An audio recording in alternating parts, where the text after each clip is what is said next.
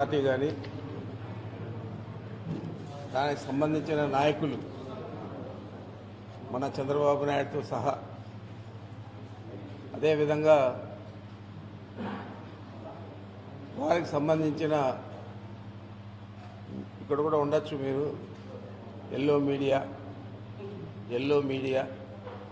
Yellow పత్రికలు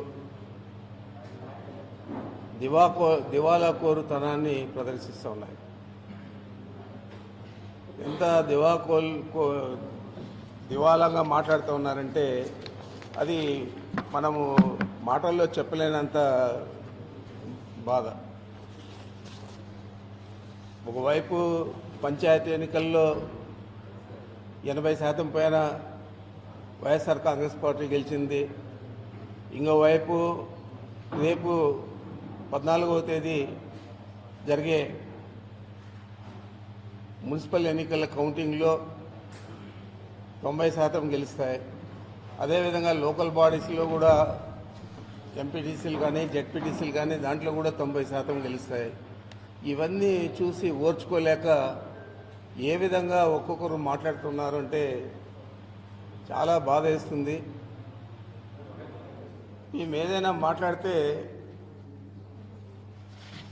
చంద్రబాబు నాయుడు, ఆయనకు తోడు ఏబిఎన్, ఆంధ్రజ్యోతి ఛానల్, ఆంధ్రజ్యోతి పత్రిక. మరి ఇంకేం పని లేదా మీకు? ఏదో ఒక టీ కప్పులో తుఫాను సృష్టించాలా, ఈ ప్రభుత్వాన్ని ఎప్పుడు కూడా కంటిన్యూస్గా ఇబ్బంది పెట్టాలా అనే ఆలోచన చేస్తూ ఉన్నారు తప్ప మీరు ఏ విధంగా మీ రాతలు రాస్తూ ఉన్నారు? ఆ రాతలు రాపించే వ్యక్తి చంద్రబాబు నాయుడు ఏ విధంగా మీకు ఆయన చెప్తేనే రాస్తారు, ఏ విధంగా రాపిస్తూ ఉన్నాడు? ఇవన్నీ చూస్తే ప్రజల మీద ప్రజలు ప్రజాస్వామికంగా ఓట్లేసే వాళ్ళ మీద కూడా మీకు నమ్మకం లేదు. ఎంతసేపటికి చంద్రబాబుకు నయవంచన, నమ్మక ద్రోహం, దగా, ఇంకా చాలా ఉన్నాయి. నమ్మిన వారిని వెన్నుపోటు పొడవడం అదే అందరికీ తెలిసిందే. ద్వారా ఆయన చెప్పేటివన్నీ మన ప్రముఖంగా ఏబిఎన్, ఆంధ్రజ్యోతి ఛానల్ ప్లస్ పత్రిక నిన్నటి రోజు ఏది మీరు ప్రచురించారు? నేను ఏం మాట్లాడాను? ముఖ్యమంత్రి గారు ఒక నిబద్ధత గల వ్యక్తి, వారు ఏది చెప్పినా కూడా దాని మీదే నిలబడతాడు. అంచేతే ఆయన ఎన్నికల ముందు ఏదైతే చెప్పాడో ఆ తర్వాత కూడా చెప్పాడు, నేను ఎవరిని కూడా ఇతర పార్టీ వాళ్ళను అనైతికంగా చేర్చుకోను. చంద్రబాబు 23 అంటే 23 మెంబర్స్ శాసనసభ్యులను చేర్చుకొని వారిలో 4 మంత్రులుగా చేశారు. అలాంటిది నేను చేయను అని చెప్పాడు. ఇంకా మీకు ఉదాహరణ చెప్పాలంటే మీ మీడియాలోనే ఉంటుంది. నేను ఫస్ట్ సిఎల్పి సమావేశం పార్టీ అధికారంలోకి వచ్చిన తర్వాత శాసనసభలో జరిగితే ఆ రోజు అంతకుముందు నేనేం మాట్లాడినానో నేను చెప్పను, కానీ శాసన దాంట్లో మా లీడర్ మాట్లాడతా కొంతమంది నాకు సలహాలు ఇచ్చారు.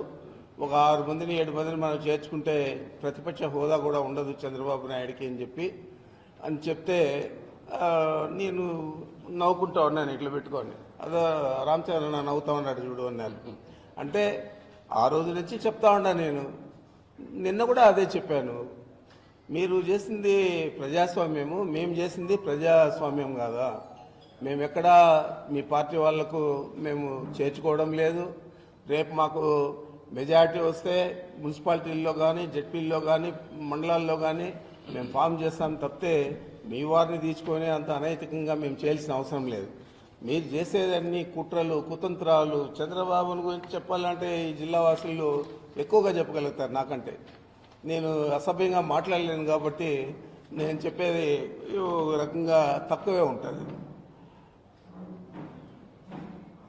ఈయనేమో ఆయనకు ఎంత ఆస్తి ఉన్నదో మనకు తెలియదు చంద్రబాబు నాయుడికి. ఎవరికి తెలియదు జిల్లాలో? రాష్ట్రంలో తెలియదు, కానీ రాష్ట్రంలో కూడా అందరికీ తెలుసు ఆయనకి ఎంత ఆస్తున్నది, ఆయన ఏ విధంగా ఆస్తులు సంపాదించాడు, ఎంత అనైతికంగా ఆయన వ్యవహారం చేశాడు. మరి అంతకంటే అనైతికంగా రాధాకృష్ణ గారు కూడా ఏబిఎన్ ఛానల్ అధిపతి రాధాకృష్ణ గారు కూడా ఈ మాదిరి చేయబట్టే ఈరోజు ఆయన ఒక ఛానల్కు ఒక పత్రికకు అధిపతి అయ్యాడు. మరి మీరిద్దరూ కలిసి కుట్రలు చేసి ఏదో నన్ను టార్గెట్ చేశారు. ఎన్నికల్లో మనం చేశాము, ఏదో మనము ఎలక్షన్ కమిషన్కు ధీటుగా మనం జవాబు చెప్పి మా కార్యకర్తల్లో ధైర్యం నింపాము, అధికారులలో కూడా న్యాయపరంగా చేయండి అని చెప్పాము. అవన్నీ కూడా మనసులో పెట్టుకొని ఒక కుట్రపూరితంగా వ్యవహారం చేయడం అనేది చాలా దురదృష్టకరం. నిన్నటి రోజు వారు చెప్పింది నేను చెప్పింది వక్రీకరించడం, దానికి ఒక ఢిల్లీలో ఒక సమావేశం పెట్టడం. ఆ సమావేశంలో మా పార్టీ నుంచి గెలిచిన, ఇప్పుడు కూడా ఆయన వార్డు మెంబర్ కాలేదు, మా పార్టీ నుంచి గెలిచిన రఘురామకృష్ణంరాజు గారు చాలా నిడివిగా డీటెయిల్డ్గా మాట్లాడడం, నన్ను వైపు పొగడడం, మా ముఖ్యమంత్రి గారికి నేను సలహా ఇస్తూ ఉన్నాను, నీ దగ్గర బ్లాక్ షీప్లు ఉన్నాయి, వాటినన్నీ కూడా మీరు గుర్తించాలా అని చెప్పి మాట్లాడడం. అరే నువ్వే ఒక బ్లాక్ షీప్, అంతకంటే దరిద్రమైన పదాలు వాడాలని.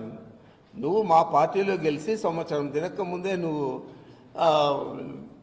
తెలుగుదేశం పార్టీతో జతగట్టి ఎవరైతే బీజేపీలు చేరారో తెలుగుదేశం పార్టీ నుంచి మా ప్రభుత్వాన్ని నిలువరించాలని చెప్పి వాళ్ళతో నువ్వు లాలూచిగా ఉండి నువ్వు ఏదో మాట్లాడుతూ ఉన్నావు.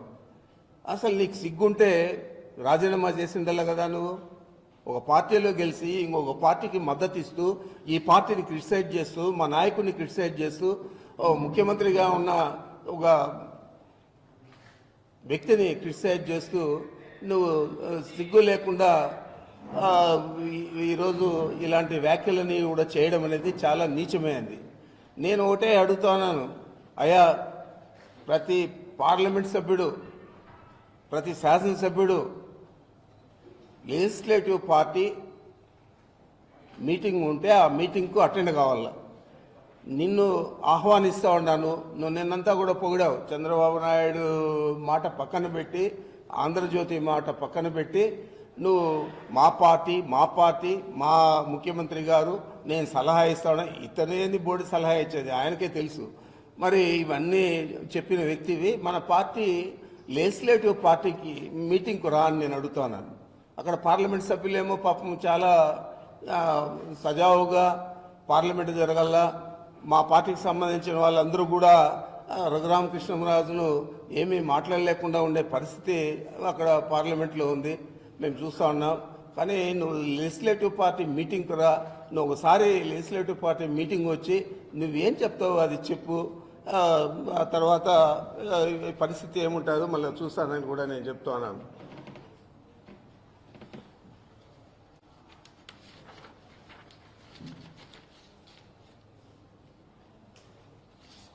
ఈ రఘురామకృష్ణంరాజు ఇంకా ఎక్కువ మాట్లాడాడు, చాలా సమర్థవంతుడు రామచంద్రారెడ్డి ఇది ఏదని చెప్పి.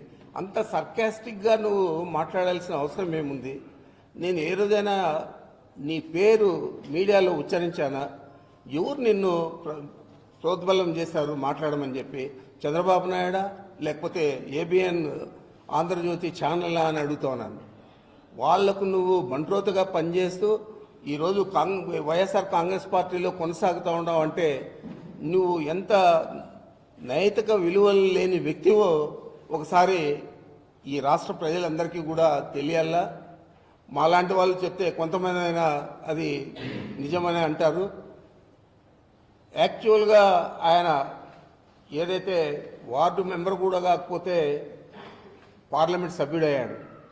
పార్లమెంట్ సభ్యుడైన తర్వాత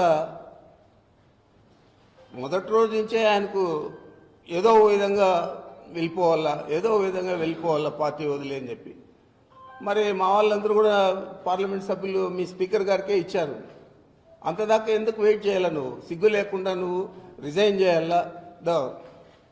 జగన్మోహన్ రెడ్డి గారు, నీ రిసిగ్నేషన్ లెటర్ ఇస్తా ఉన్నాను, నీ పార్టీలో పార్లమెంట్ సభ్యుడు అయ్యాను, నాకు నచ్చలేదు ఇక్కడ, నేను వెళ్ళిపోతా ఉన్నానని చెప్పి చెప్పాల్సింది పోనిచ్చి, మా పార్టీలో గెలిచిన వ్యక్తి ఆ పదవిని అడ్డం పెట్టుకొని నీ ఇష్టం వచ్చినట్లు నువ్వు మాట్లాడతావా? రోజు అదేనా నీకు పని? రోజు ఛానల్స్లో కూర్చోవడం, గంటలు మాట్లాడడమా? ఒక దున్నపోతుకు ఏ విధంగా అయితే పంచా షర్టు కడితే ఉంటుందో అది కట్టుకొని నేను రాజశేఖర రెడ్డి మాదిరి డ్రెస్ వేసుకుంటానని చెప్పి నాతోనే చెప్పాడు ఢిల్లీ ఎయిర్పోర్ట్లో. ఇలాంటి వ్యక్తి దున్నపోతుకు కొమ్ములు ఉంటాయి, కొమ్ములు లేని దున్నపోతని పోల్చాల. విగ్గు తీసేస్తే అతని నిజ స్వరూపం ఏముంటుందో అది కూడా తెలుస్తుంది. ఇంత నీ కల్మషము కార్పణ్యము పెట్టుకొని నువ్వు కూడా ఈ విధంగా నా గురించి మాట్లాడుతూ ఉన్నావంటే చాలా బాధేస్తుంది. నువ్వు లెజిస్లేటివ్ పార్టీ మీటింగ్కి వస్తే నేను చాలా సంతోషపడతాను, రావాలా నువ్వు అని చెప్పి కోరుకుంటా ఉన్నాను. అదేవిధంగా ఇంకా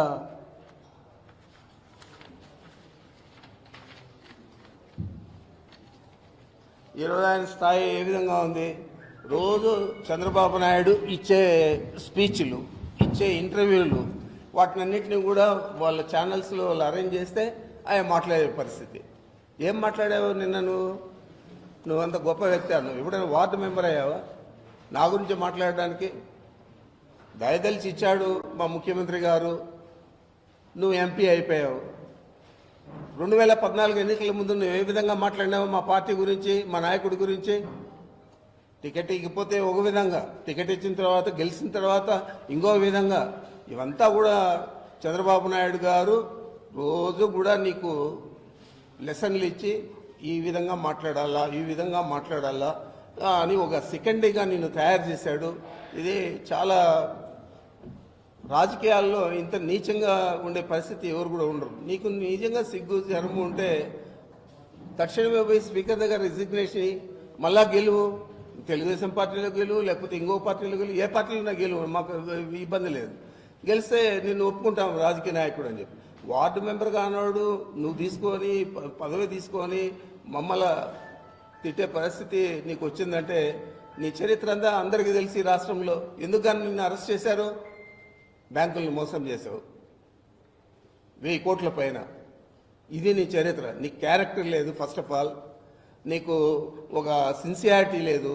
ఒక నాయకుడు నీకు పార్లమెంట్ సభ్యుడిగా చేసిన తర్వాత ఆ పార్లమెంట్ సభ్యుడి వ్యవహారం ఏ విధంగా ఉండాలి, ఆ నాయకుడికి లాయల్గా ఉండాలి, అది కూడా లేదు.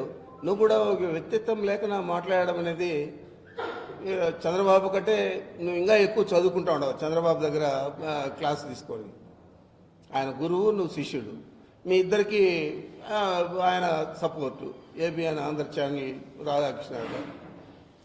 ఇది చాలా దురదృష్టకరం. ఇంతకంటే ఎక్కువ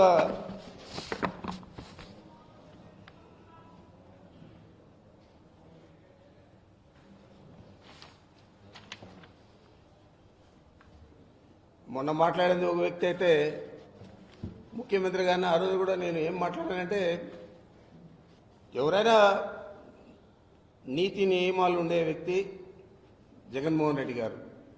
ఒక పద్ధతిగా ఈ రాష్ట్రంలో ఈరోజు ఆయన చేసే పనులకు, ఆయన తీసుకున్న నిర్ణయాలకు మొత్తం యావత్ భారతదేశంలో ఆయన అత్యుత్తమ ముఖ్యమంత్రిగా మాట్లాడుతున్నారు. అది నీకు తెలియదా రాధాకృష్ణరాజు గారు, రాధాకృష్ణ చౌదరి గారు, మళ్ళా రాజు గారు, బాబు గారు? అవన్నీ తెలిసి కూడా వీటికి నిదర్శనం చెప్పాలంటే మొన్న వచ్చాడు ఆయన ఎయిర్పోర్ట్లో, దాదాపు 10 గంటలు ఉన్నాను అని కర్నూలులో ఏం మాట్లాడాడు మీ అందరికీ తెలుసు, మీడియా వర్క్ అందరికీ కూడా. నేను 10 గంటలు ఎయిర్పోర్ట్లో కూర్చోంటే మీరు ఏం చేయాలా అని, అంటే బస్సులు పొగలు కొట్టాలా, లేకపోతే గవర్నమెంట్ ఆఫీసులు పొగలు కొట్టాలా, లేకపోతే ధర్నాలు చేయాలా, ఏం చేయాలా? నీకు ఒక్కరు రాలేదు. నీ మీద బాంబ్ బ్లాస్ట్ అయితే కనీసం 200 మంది కూడా ఆయన సిమ్స్లో అడ్మిట్ అయితే 200 మంది కూడా రాలేదు. ఏంది మాట్లాడడం ఏంది? కర్నూలులో అందరినీ కూడా చేదరించుకొని మాట్లాడినాడు. నీకు ఎవరు రాలేదు, కానీ ముఖ్యమంత్రి గారు దయదలిసి ఏదైతే ఆయన నువ్వు రన్వే మీద విశాఖపట్నంలో కూర్చోబెట్టావో ఆ విధంగా కూర్చోబెట్టకుండా రన్వే మీదే కూర్చోబెట్టుదామని నేను అనుకుంటే ఆయన ముఖ్యమంత్రి గారి దగ్గర నుంచి ఆయన్ను గౌరవంగా తీసుకుపోయి లాంజ్లో కూర్చోబెట్టండి, ఆయనకు వాటర్ కానీ కాఫీ కానీ భోజనం కానీ ఏదన్నా కానీ మీరు అరేంజ్ చేయండి అని చెప్పి చెప్పడం జరిగింది. ఆ విధంగానే చేశాము. మరి నీకు ఆ రోజు విఘ్నత కూడా లేదు. ఒక ప్రతిపక్ష నాయకుడు 63 మంది శాసనసభ్యులతో ఉన్నాడు. ఈరోజు నీకు 23 మందిలో 10 మంది కూడా ఉండరు. నువ్వు ప్రతిపక్ష నాయకుడుగా ఉండి కూడా గౌరవంగా ఆయన తీసుకొచ్చాడు. ఆ రోజు నిన్ను తీసుకొని వచ్చే పరిస్థితి కూడా లేదు. కానీ ముఖ్యమంత్రి గారి ఆదేశాలు మనం పాటించక తప్పదు. నువ్వేం చేసావు? వైజాగ్ ఎయిర్పోర్ట్లో అక్కడే రన్వే మీదే కూర్చోబెట్టావు. ఆ విధంగా నిన్ను కూర్చోబెట్టింటే 1 గంట తర్వాత ఇమ్మీడియట్గా లేచి తొందరగా హాస్పిటల్కి పోవాలని చెప్పి వెళ్ళిపోయింటావు. 10 గంటలు ఏసీ రూమ్లో లాంజ్లో కూర్చోబెట్టి నీకు అన్ని సౌకర్యాలు చేస్తే అది కూడా గుర్తురాదు. కంపేర్ చేసుకో. నువ్వు ఏ విధంగా అప్పుడు బిహేవ్ చేసావు, మేము ఏ విధంగా చేస్తూ ఉన్నాము. మేము ఇచ్చే మర్యాద నీకు తక్కువైతే తర్వాత మాట్లాడాలా. ముఖ్యమంత్రి గారు ఎంతో ఉదారంగా ఉంటే వారి గురించి ఏదో ఒకటి చేసి ఏం చేస్తారు? ముఖ్యమంత్రి గారు అనుకుంటే మంత్రిగా కొనసాగుతాం, లేదంటే నాకేముంది పెద్ద మంత్రి పదవి. నీ మాటలేని, రాధాకృష్ణ మాటలేని, అతను రఘురామకృష్ణరాజు మాటలేని ముఖ్యమంత్రి గారు పీకేస్తాడా? మీ గురించి ఆయనకు నాకంటే ఎక్కువ తెలుసు. కానీ ఆయన సంయమనం పాటిస్తూ ఉన్నాడు కాబట్టి మేము మాట్లాడినట్లు ఆయన మాట్లాడాడు. ఇంకా సినిమాల పేర్లంతా చెప్పాడు. ఏమేం పేర్లే చెప్పాడు రఘురామకృష్ణరాజు.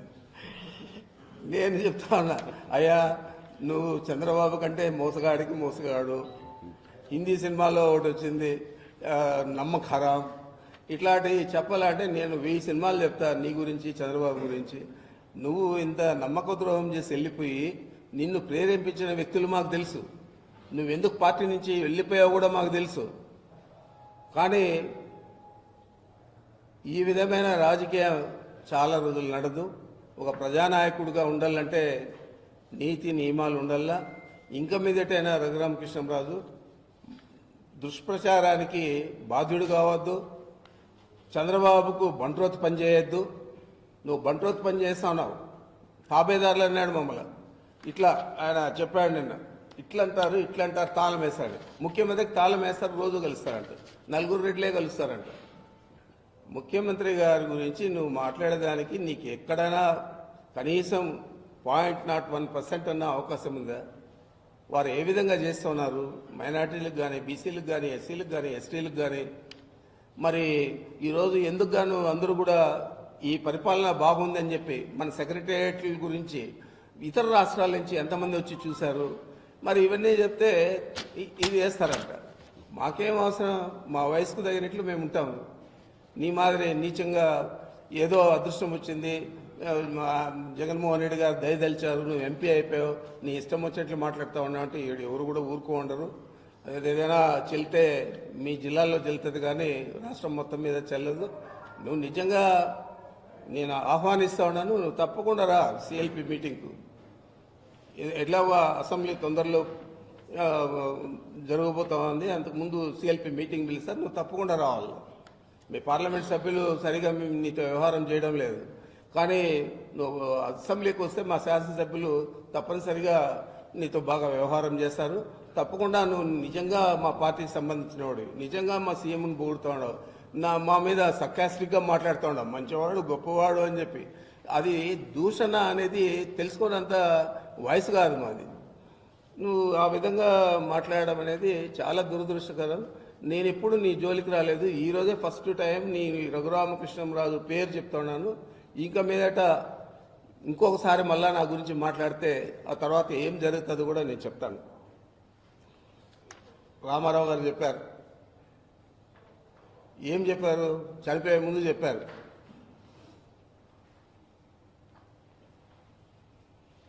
ఒక ఇంటర్వ్యూ చేశారు. ఆయన 14వ తేదీ ఏదో సంక్రాంతిని పురస్కరించిన 13, 14 ఇంటర్వ్యూ మాట్లాడాడు. జామాత దశమ గ్రహ అని, అంటే అల్లుడు 10వ గ్రహం అని చెప్పి. ఇంకా నీకు సిగ్గు లేదు. రామారావు ఫోటోలంతా పెట్టుకున్న ప్రయత్నం చేసావు, మళ్ళా రామారావు ఫోటోలు రామారావు స్టాచ్యూలు పెట్టుకొని ఎన్నికలకు పోతా ఉండవు. అసలు నీకు సిగ్గు ఉందా? ఇలాంటి రాజకీయాలు ఎవరైనా చేస్తారా? మన ఇద్దరికి పోల్చుకుంటే కూడా ఈ జిల్లాలో నేను ఎప్పుడైనా ఆ విధంగా వ్యవహారం చేశానా? క్రెడిబిలిటీ అనేది క్రియేట్ చేసుకోవాలి పాలిటిక్స్లో. నీకు అది లేదు. నీ వ్యవహారం అంతా చీకటి ఒప్పందాలు, చీకటి పనులు చేయడం తప్ప బహిరంగంగా ఓపెన్గా మాట్లాడుతూ ఉన్నా. నేను ఒకవేళ దీంట్లో ఏదైనా పొరపాటు ఉంటే కూడా నేను మళ్ళా రేపు మీతో మాట్లాడతాను. కరెక్టే, నేను చెప్పింది పొరపాటే, ఒప్పుకుంటానండి. అది కూడా లేదు. ఎవరితోనో మాట్లాడిస్తావు, ఎవరితోనో తిట్టిస్తావు, ఇంకో పార్టీ వాళ్ళని తీసుకొని వచ్చి మాట్లాడతావు. 23 మంది శాసనసభ్యులు తీసుకుపోతావు, వాళ్ళను 4 మంత్రి పదవులు ఇస్తావు. ఈరోజు నిజంగా కూడా ఇప్పుడు కూడా చెప్తా ఉన్నాను, జగన్మోహన్ రెడ్డి గారు నీ మాదిరి నీతి నియమాలు వదిలేసి చేస్తే నీ దగ్గర ఎందు మిగులుతారు శాసనసభ్యులు అని అడుగుతున్నాను. చేయడు.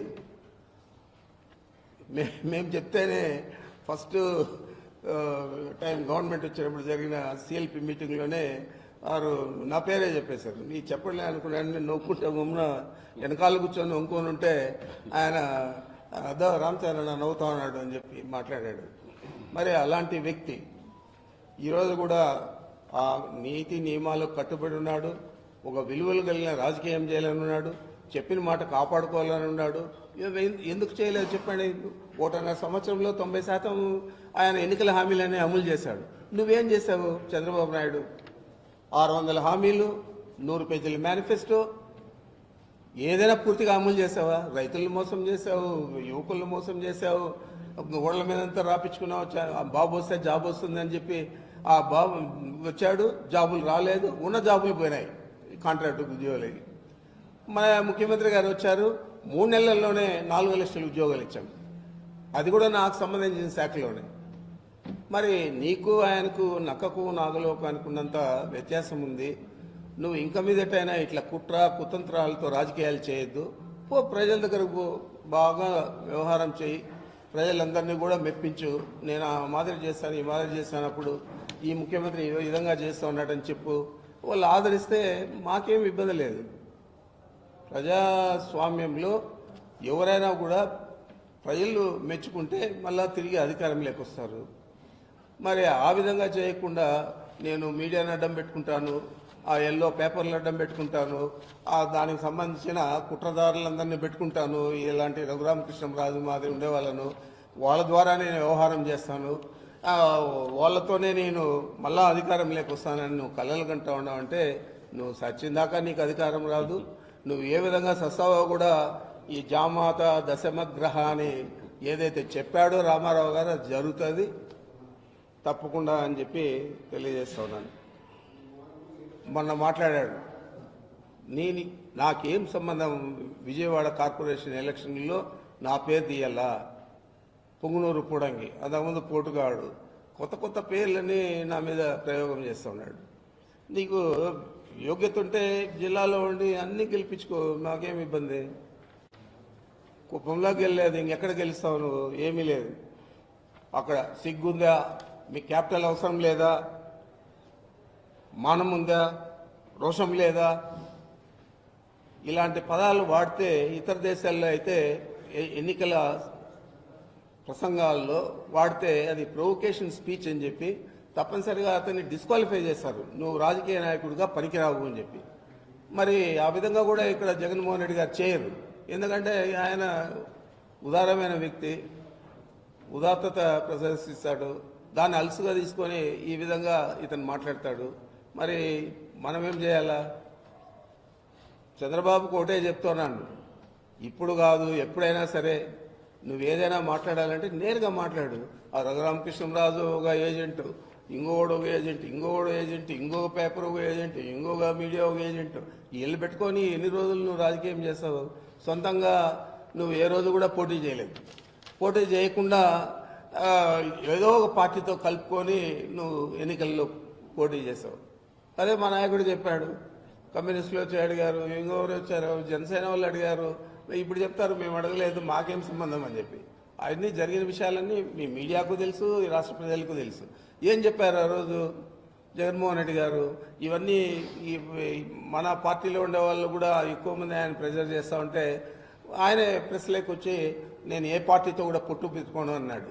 నువ్వే రోజున అంత ధైర్యంగా చెప్పగలుగుతావా? ఊదకట్టి లేనిదే రాజకీయాల్లో నువ్వు నడవలేవు. ఏదో ఒక పార్టీ ఊదకట్టి మాదిరి పట్టుకొని నడవాలి.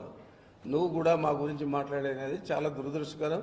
ఇంక మీదటైనా నేను చెప్తా ఉన్నాను, ఏదో మేము చెప్పిన దాన్ని వక్రీకరించి మేము ఏదైనా మాట్లాడితే నేను ఏదైనా నేరుగా మాట్లాడతాను, మీతో కూడా నేరుగా మాట్లాడతాను. మాట్లాడిన దాన్ని అంతా వక్రీకరించి అద్దో అయిపోయా వచ్చేసింది అని చెప్పి అదంతా కూడా టీ కప్పులు తుఫాను. జగన్మోహన్ రెడ్డి గారిని ఎవరు ఏం చేయలేరు. 151 సీట్లతో గెలిచాడు. 50% పైన ఈ రాష్ట్రంలో కాదు, భారతదేశంలో ఏ రాష్ట్రంలో కూడా ఒక పార్టీకి 50% పైన సింగిల్ పార్టీకి ఓట్లు రాలేదు. మరి అలాంటి వ్యక్తిని గురించి ఇలాంటివన్నీ కూడా చెప్పడం అంటే మీరు మమ్మల్ని టార్గెట్ చేశారు. రోజు మేము ఇట్లా చెప్తే ఏదో ఒక రోజు ఆయన నమ్ముతాడు, రామచంద్రారెడ్డి క్యాబినెట్ నుంచి వెళ్ళిపోతాడు. అబ్బా నాకు అంతా అయిపోయింది అని చెప్పి చంద్రబాబు నాయుడు ఆ రోజు రిలాక్స్ అవుతాడు. ఆ విధంగా మీరు కుట్రలు చేస్తున్నారు. ఈ కుట్రలన్నీ కూడా మాకు తెలుసు, మా నాయకుడికి తెలుసు, ఇవన్నీ కూడా జరిగేటివి కాదు. కానీ బుద్ధి తెచ్చుకోండి ఫస్ట్. మళ్ళా ఇంకా తిరిగి నేను రఘురామకృష్ణరాజు గారిని మాత్రం సిఎల్పి మీటింగ్కు మన పార్టీ వ్యక్తి అని నిన్న చెప్పుకున్నాడు కాబట్టి మీరు తప్పనిసరిగా సిఎల్పి మీటింగ్కు రండి దయచేసి.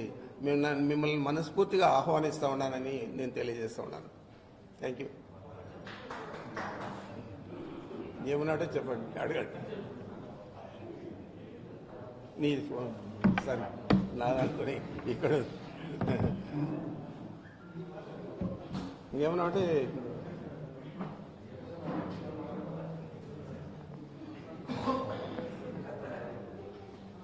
Okay, thank you.